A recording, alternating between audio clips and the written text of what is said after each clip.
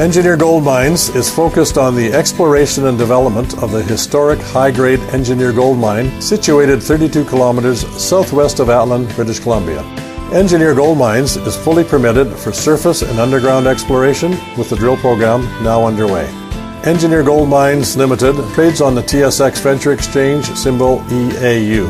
For more information, please visit us at engineergoldmines.com. You're listening to HowStreet.com radio, available online at TalkDigitalNetwork.com. Welcome to HowStreet.com radio, the online source for market opinions.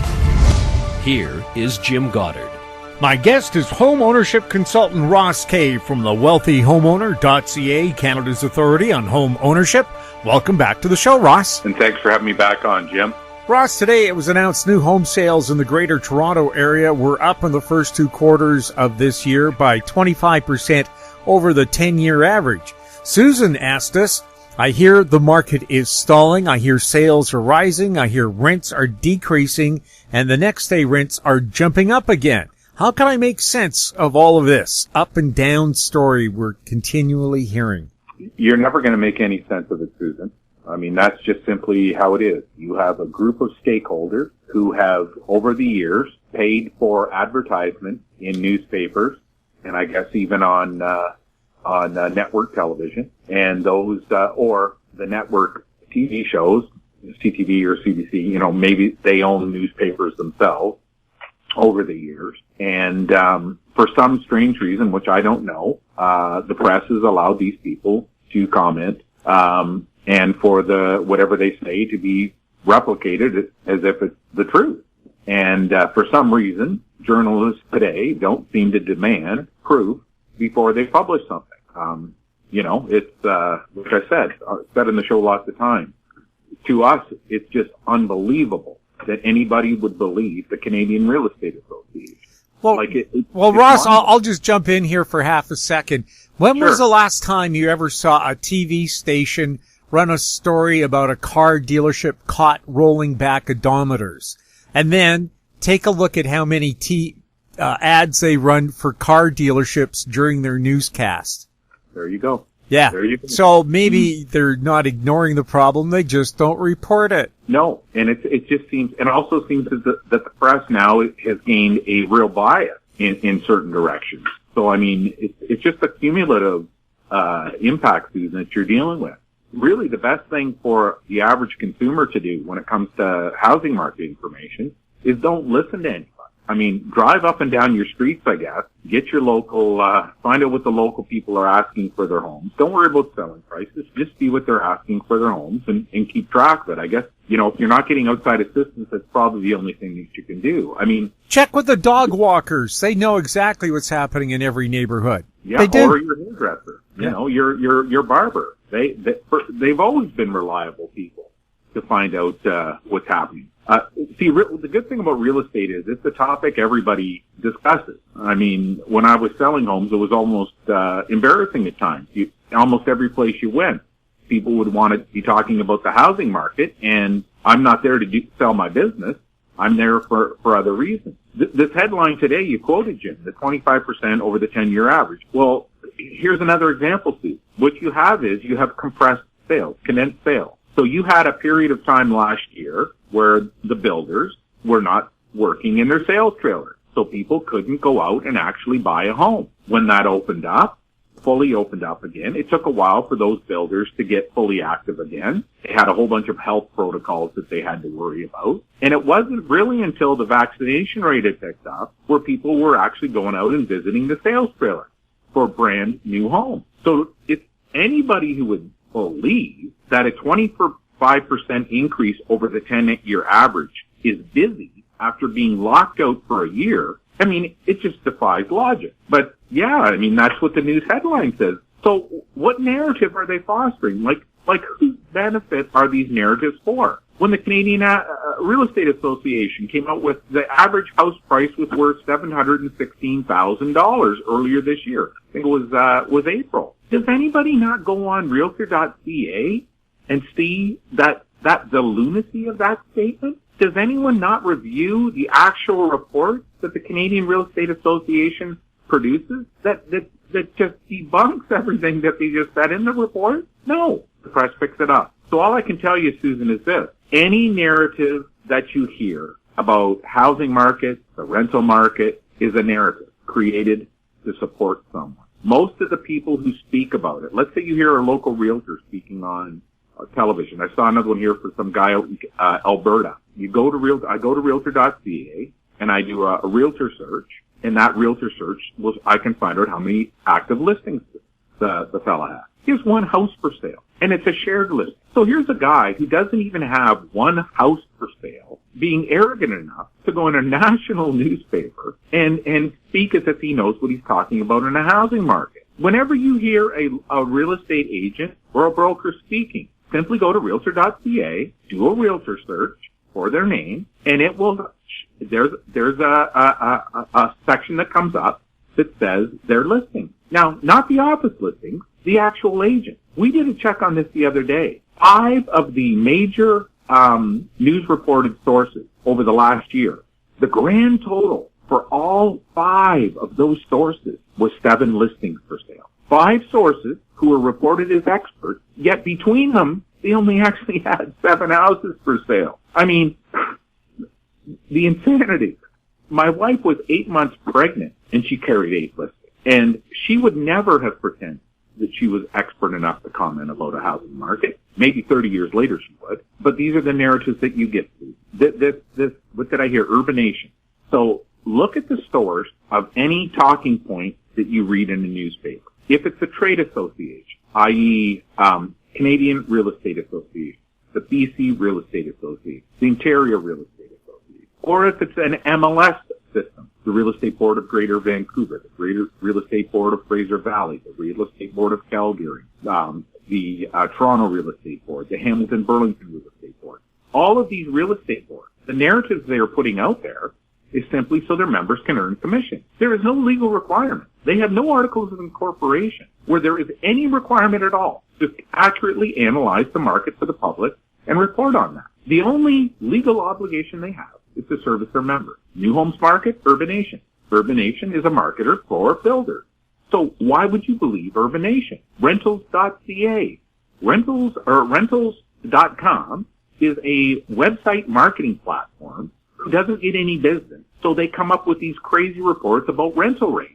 And the press grabbed it. We see reports from Sotheby's about Canadian real estate. Well, Sotheby's has 0 market share. They literally are below 1% market share in this country. So obviously, they're not qualified to even talk to the topic. And these are the things that we deal with. So, Susan, my answer to you would be this.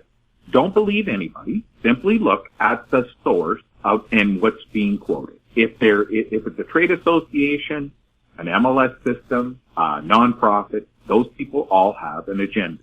If it's a government body, the government body has an agenda. Right now, CMHC is actively trying to promote the Liberal government to be reelected. They are doing so by repeating over and over again different affordable housing initiatives that they belong to, and they're inferring that they're funding it. They're not funding it. They're funding the financing. In other words, we're talking 2% mortgage rates here, folks. Why are they going around pretending they're doing something good when all they're doing is causing damage? Have you seen one single report, folks? Susan, one report about CMHC telling Canadians that they need to build 350,000 new single-detached homes in this country?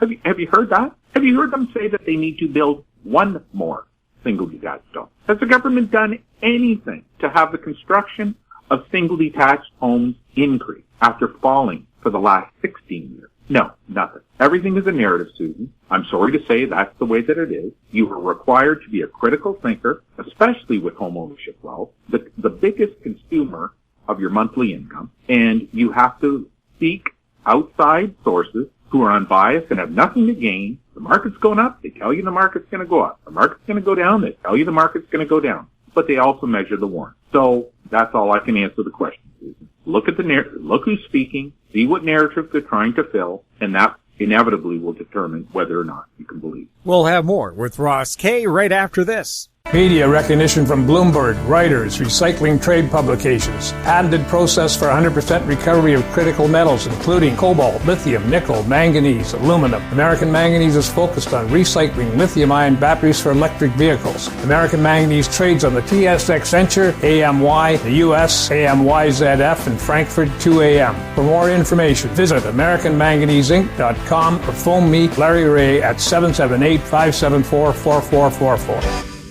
Welcome back. We're speaking with Ross Kay. We have a comment from Clinton. He says, I'm looking for a next home and we are thinking about a new build over a resale. Our realtor tells us more valuable or more value will be found in the resale market. What does Ross think about these comments? I think, Clinton, you're speaking to a salesman.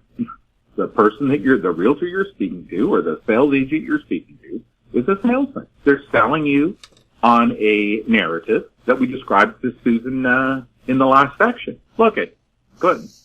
A brand new home that is properly purchased will cost you nothing for 15 years. If you purchase a brand new home under the best practices that you can purchase a brand new home under today, meaning all of the mortgage financing details, all the options, which there are a plethora of options available to you, on a brand new home, you will probably have no expenses on that house over the next 15 years. But that said, Clinton, you're also not going to hear that. There are maybe, if we're lucky in Canada today, 20,000 homes that are not going to be remediated. There are probably less than 20,000 homes out of the 15 million that are not going to have tens and hundreds of thousands of dollars spent on them over the next 10 years just to bring them up to the standard that's going to be expected. Think about this, Clint. Realtors across this country have fought against you as a home buyer having any valuable information available to you that is valuable in terms of making a decision. They have lobbied and been successfully lobbied against grow-ops being disclosed. Remember that? For 10 years, organized real estate in Canada lobbied against the public simply being able to know whether or not they were buying a home that was a former grow-op. The only reason there is not a national grow-op list in this country is because of organized real estate in Canada. In the provinces of Canada, there is no mandatory energy audit on a home. Can you imagine? In Ontario, I'm going to use that for the example, the McGuinty government in 2010, I believe, was bringing in legislation that every home that went for sale had to have an energy audit. Gee, that makes common sense. We want to reduce our carbon footprint. We want to tell home buyers honestly what their expected energy cost is going to be over that house. Because let's face it, energy costs can wipe out a family. They can lead to foreclosure because energy costs are not properly calculated in gross debt service ratio. They're undercalculated. But the only reason that legislation was stopped was because of lobbying from the Ontario Real Estate Association, who didn't want to have mandatory energy audits done on homes. Why? Because it was going to negatively impact their sales. The truth of the matter is, builders don't historically, and even till today, in most cities, unless the market is really slow, don't list their properties on the MLS. What does that mean? That would mean, like in the city of Toronto, where a brand new builder builds a brand new home, he has no need to put it on the MLS because people will drive by, call him up, and he'll sell it to him. He doesn't have to pay a real estate agent $50, $60, $70, $100,000 in commission for a couple hours work. He doesn't have to do that. The new home, Clinton, a brand new home with properly structured home ownership structure as you move in, is the lowest cost that you're going to have in owning a home. It's also giving you a best practice as of today's date with meeting the future demands of energy consumption in your home. I mean, look, I don't know how to explain this over. If you don't know the direction of the ridge line on the roof of your home, if you purchased a home and the realtor didn't tell you where the ridge line was directed on the compass, you should never have purchased that home. That's outdated thinking. If you don't know the number of square feet of glass, windows that's in the home that you're buying, you shouldn't have bought it. If the home didn't have an air test done to it to find how many times The air is evacuated from the house every hour. You shouldn't have bought the house. But unfortunately, organized real estate doesn't want you to have any of these things. Clinton, the death of organized real estate is going to come from their failure to protect the consumer, their failure to protect home buyers in particular. There is no need for any of these things to happen. All of these things can be done. I was carrying a FLIR camera with me in like 2011 or something when I first they became to a price where they were affordable, where you weren't walking around looking like you're trying to be a nutbag. A FLIR camera allowed you to walk through a house and you could see where the energy leakage was. Now you can get them for your Apple iPhone. You've been able to do that for several years, yet you don't even hear it discussed. So Clinton, this is what the answer really should be. A well-built, brand new home, properly with a proper home ownership structure, enabled at the time of closing, will offer you the lowest cost over the next 15 years. To a certain degree, it future-proofs you as well. You also have to remember this, Clinton. Any home in Canada that is currently over 12 years old is already in need of tens or hundreds of thousands of dollars of upgrades. Over the next 10 years, as we move to deal with this existential threat, which is human-caused climate change, not just climate change, the human-caused factor, all of the standards that you are living under are going to have to change. Energy consumption, because there's carbon tax now, has to be factored into your home ownership structure. Look, Clinton, let me explain it to you this way. A family in Saskatchewan will receive up to $4,000 in carbon tax credits by 2026, I think is what it is. 2026, 2030, somewhere in that window. The government is going to give a family of four tax credits in Saskatchewan of up to $4,000. Now, that is not contingent upon the home they own, Clinton. If they own an energy-efficient home where they don't burn hardly any energy, that's an extra $4,000 a year in their pocket. In Ontario, it's estimated to be around $2,500. So, if you're buying a home without understanding its energy footprint, its energy consumption rate, and how you can improve it, you shouldn't be buying it. Because the odds are you are not going to be able to afford it based on what the political thinking and the narrative that is going on today. A saleswoman is trying to convince you to buy a resale home so that they can make commission. They're trying to justify the price of that home by telling you that it has a fence. Well, unless the fence was finished in the last 5 years, odds are 2 or 3 years from now, you're going to be repairing. It already has a deck. Odds, again, if the deck wasn't properly constructed and it's only 3 or 4 years old, odds are 5, 7, 8 years from now, you're going to be spending thousands of dollars. Windows. If a home doesn't have energy efficient windows that have been installed in a way to eliminate air penetrating in and out, flowing in and out of the house. You remember your heat goes out of the house, not the cold air that comes in. It seeks every hole. So Clinton, do some research yourself. Don't believe me. Go on YouTube. There are thousands of videos discussing these things. You need to be sure the property you're buying is in the right location. You need to be sure the lot size is where it is. And I will tell you this, because it is 2021, and these are the realities and the things that you can actually find out. What's the ridge line on your home? Where's it facing? Is there a place for you to put solar panels on that house? People don't even know that there are websites that have been out there for 6 years where people can find that information out. I would say, Clinton, that's where you need to start your journey. We'll have more with Ross Kay right after this.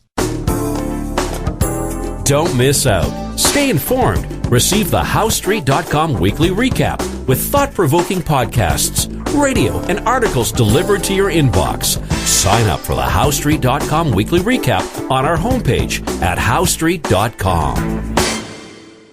Welcome back. We're speaking with Ross Kay. Paul Minder asks us, my mortgage is up for renewal and we're looking at the rates and wondering what term we should be considering. Under 1% for a 5-year variable seems just too good to be true. Hey, that's too good to be true. It's true. which means we're living in a la-la land. We're living in a fantasy world right now, Paulminder. Hopefully I said that right. These mortgage rates you can take advantage of today are unbelievable. I can't believe that with these mortgage rates, the reverse mortgages are still being considered by Canadians. I really can't believe the salesmanship that must go into these mortgage brokers to sell a reverse mortgage when you can get a 7-year closed fix. I think it's at 2.2%. I mean, it doesn't make any sense to do a reverse mortgage. It makes no logical sense. You do the opposite of a reverse mortgage. You do an inverse mortgage, and that takes care of itself. So this is what we're dealing with here, Paul Minder. Look, you have to decide what premium insurance that you're going to pay with your mortgage. That's what you have to decide. Right now, one of your variables are below 1%, like you said, I think 0.98%, something like that. You might even get it 0.96. Again, we're talking pennies here. It really doesn't matter. And the longer the term that you take and the more fixed your rate, the higher insurance premium that you're paying. In other words, you're saying, I want to ensure that my interest rate doesn't get blown out crazy. Inflation doesn't go off crazy, as we believe we're going to see. And that's not going to happen. If that does happen, what's going to happen? Well, if that happens, that would mean that the Bank of Canada will be forced to raise interest rates because the bond rating agencies will lower our bond ratings even further. Our provincial governments are going to be suffering the same consequences. Government debt, as a result, deficits will grow even more, and you get this non-stop run-on of problems, which basically are multiples of one another. Okay, well, if that's happened, would it have been good for me to pay an extra $1,000 per 100,000 in terms of an insurance fee? Now, you say, well, why would I do that? Well, listen, every first-time buyer in Canada does that with CMHC. They pay 4%, basically, of the value of the home. Often, the payment they're actually paying is about 6% of the value of the home, because in other words, they're overpaying for a property, then paying mortgage insurance on that overpayment, and then carrying that insurance debt over 25 years or longer, because if they trade 2 or 3 homes, it's going to extend out to 40. Look, Paul Minder, you have to look at the Canadian housing market as a whole when you're talking about what kind of a risk premium you should be willing to pay on a mortgage. You have to look at all of the Canadian provinces where those markets, for the first time in history, have all moved virtually in the same path. They crested at the same time. They're beginning to get slower at the same time. No time in history has every single province in Canada, every single city in Canada experienced this. Now, there are local anomalies, like does your local MLS include brand new properties in their existing home prices? Are you an area where people are moving from wealthier parts of the country to lower priced parts of the country to buy a bigger home, which artificially inflates your average price, creates more house price illusion, same as foreign buyers. But generally speaking, every single provincial market in Canada has moved along the exact same path for the first time in history. That's because your MLS systems all work identically the same. This is the very first time where all MLS systems are functioning, had a stopping point and had to start out all over again. First time in history. First time in history where they all restarted in May, June, and then had to fulfill their shortage of sales from months during a lockdown. We are now fully vaccinated, and magically, all of a sudden, the market is supposedly slowing down. So you have to take all of these kind of conversations into consideration, Paul Minder, when you're looking at your mortgage interest rate decision. Look, we watch mortgage brokers who are not top booking mortgage brokers or brokerages on national television speaking as if they know about the housing market. Now, these are mortgage brokers who, in all fairness, don't even book enough mortgages themselves to really be fully understanding of how even a mortgage basically works. They can say how it works, but they don't have that understanding of tracking families for decades and understanding how they interact with their mortgages. That takes a mortgage broker who's maybe been in the business 30 years before that mortgage broker has that level of experience. But they're talking about mortgages. And that they're not only that, they're talking about the housing market. They've never sold a house in their entire life, but they're talking as if they know how housing markets function. I mean, the absurdity of these sources is unbelievable. We saw one the other day where they were saying about, I think it was 100 and some people have 100% financing. 15% of home buyers have 100% financing, and that the Canadian housing market is at risk. What are you talking about? I sold houses for 30 years to first-time buyers who had negative equity on the day that they moved in. You know, not a single one of those people ever lost a house. Not one. So it's your perspective that matters, homemaker. You have to step back and say, look at the mortgage payment, the minimum mortgage payment on that 5-year variable, because that establishes the baseline. Then whatever term that you look at beyond that, which has a higher interest rate, the amount of interest that you're going to pay above that 0.99% or whatever it is over the course of the mortgage is what your premium is. It's a risk premium. I have always believed, so I'll just speak to you this way. Even though we knew interest rates were falling and that they would fall, we always encouraged our first-time buyers to take a 5-year fixed-term mortgage. Now, we told them that you have to understand the mortgage rates are probably going to be lower 5 years from now than when you're taking out this mortgage. But you also have to understand that you're protecting yourself. You're having a set monthly payment for the next 5 years where you're probably going to be getting raises each year with your job, which effectively means you have more money left over at the end of the month. Now, they would have saved money simply by taking the variable, but there would have been periods during that variable rate where they would have had a little bit higher rate and then a little bit lower. That creates so much concern for first-time buyers, it's not worth it. Pay the premium. As long as they understand what they're doing is paying a premium, and they say, oh yeah, that makes sense, I'll pay the premium, or there's no way I'm going to pay the premium, I'm going to rate watch every week. Okay, whatever decision you make. The point of the matter is you make an informed, rational decision yourself. You don't listen to someone trying to sell you something so that they put more money in their pocket in trying to direct you into making a decision you may not make. You have a base rate, which is the 5-year variable interest rate. That is your base. Whatever you pay on top of that is a calculation with a rate differential over the term of the loan. That is how you calculate your risk premium. You write it down on a piece of paper. You share it with your spouse. You understand how that's going to impact your life, and you decide if that's the right decision to make. These type of discussions should be happening with every single home buyer and every single homeowner at the time of renewal. But it never happens. Why?